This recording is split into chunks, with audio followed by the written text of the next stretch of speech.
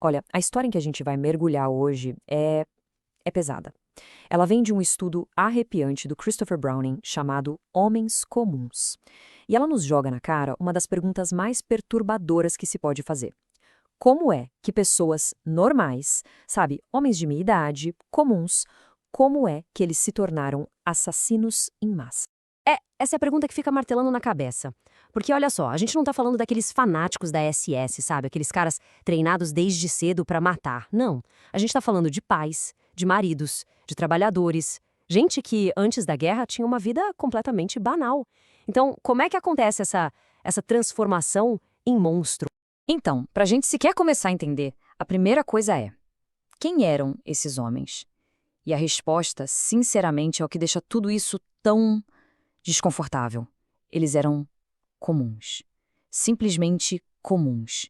E isso é o que é assustador. Dá uma olhada nesse gráfico. A grande maioria vinha da classe trabalhadora lá de Hamburgo. A gente está falando de estivadores, motoristas de caminhão, garçons, sabe? E também da classe média baixa, tipo vendedores, funcionários de escritório. Pensa bem, é o tipo de pessoa que a gente cruza na rua todo dia, em qualquer lugar.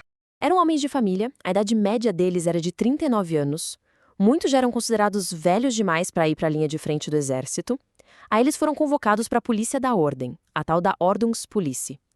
Para eles, isso deve ter sido um alívio, né? Uma forma mais segura de servir, longe do combate. Só que o horror que esperava por eles na Polônia era de um tipo completamente diferente. E é exatamente aqui que a história vira de cabeça para baixo. Tudo acontece numa única manhã, num vilarejo polonês pacato chamado Józefów. Esse é o ponto sem volta. É o momento em que o que parecia impossível vira realidade. A data, 13 de julho de 1942. O Batalhão de Polícia da Reserva 101 recebe a sua primeira grande missão. Eles tinham que cercar e matar os 1.800 judeus do vilarejo. A ordem era brutalmente clara. Os homens que podiam trabalhar seriam levados, mas as mulheres, as crianças e os idosos, eles deveriam ser executados. Ali mesmo, na hora, na floresta. Imagina a cena. O comandante, o Major Wilhelm Trapp, que era um cara que as tropas até gostavam, chamavam ele de Papa Trapp. Ele reúne os homens. Só que ele não tá lá como um oficial frio e impassível, não. Ele tá pálido. A voz dele falha e ele tá chorando. Chorando enquanto descreve a missão terrivelmente desagradável que eles tinham pela frente. E aí, no meio disso tudo, acontece uma coisa que, assim, desafia tudo que a gente pensa que sabe sobre o regime nazista. O Trepp faz algo inacreditável. Ele oferece uma saída. Ele fala para os seus homens, para os mais velhos, que quem não se sentisse à altura da tarefa, quem simplesmente sentisse que não conseguia fazer aquilo, podia se apresentar e seria dispensado. Simples assim. Sem perguntas, sem punição. Pensa nisso por um segundo. Uma porta de saída escancarada, sem nenhuma consequência. De um batalhão de quase 500 homens, quantos será que aceitaram a oferta? A resposta é só uns 12. Uma dúzia de homens. O resto ficou e participou do massacre de 1.500 civis naquele dia. Se o massacre lá em Józefów foi o primeiro passo no abismo, o que veio depois foi, de certa forma, ainda mais assustador. Foi a velocidade com que o horror virou normal. A brutalidade virou rotina. E para a gente ter uma ideia do nível a que a coisa chegou, olha só essa história. O capitão Julius Bolauf, um dos oficiais do batalhão, estava tão orgulhoso do que fazia que quando a noiva dele foi visitá-lo na Polônia para a lua de mel, sabe o que ele fez? Levou ela para assistir a uma deportação. Como se fosse um espetáculo, um passeio. Mas aqui tem um detalhe que revela muita coisa. Os próprios soldados do batalhão ficaram furiosos. Eles se sentiram indignados, envergonhados por ter uma mulher alemã ali vendo o que eles estavam fazendo. Ou seja, naquele momento, a vergonha ainda não tinha morrido. Eles sabiam que aquilo era horrível. A bússola moral deles, por mais danificada que estivesse, ainda funcionava um pouco. Só que essa vergonha, ela sumiu.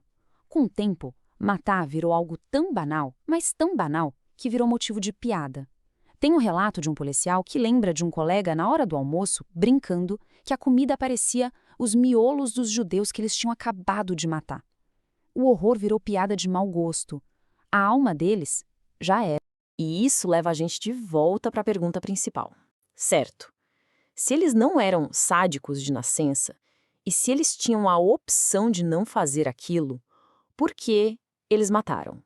A análise do Browning mostra que não tem uma resposta simples. É uma mistura de motivos bem complexa e, de novo, desconfortável. O ponto mais importante é esse aqui. Aquela desculpa de "eu estava apenas cumprindo ordens" simplesmente não cola nesse caso. A oferta do Major Trapp prova isso. A pressão de verdade não vinha de cima, dos chefes. Vinha do lado, dos colegas. Era um medo de parecer fraco, de ser chamado de covarde, de ficar de fora do grupo. E olha só o que um dos poucos que se recusou a atirar disse. É um depoimento devastador. Ele fala: "Eles me xingaram de tudo, tipo merda, fracote, pra mostrar o nojo que sentiam de mim. Mas eu não sofri nenhuma consequência real pelas minhas ações." Entende? A punição não era a morte, era ser xingado, era o isolamento do grupo.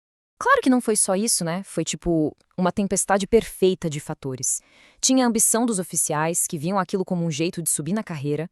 Tinha anos e anos de propaganda nazista que desumanizava os judeus e tornava mais fácil matá-los. E, claro, tinha uma obediência geral à autoridade de um governo que eles viam como legítimo. Então, o que fica dessa história toda? Qual é o legado disso? Qual é a lição, por mais terrível que seja, que a gente tira sobre a natureza humana?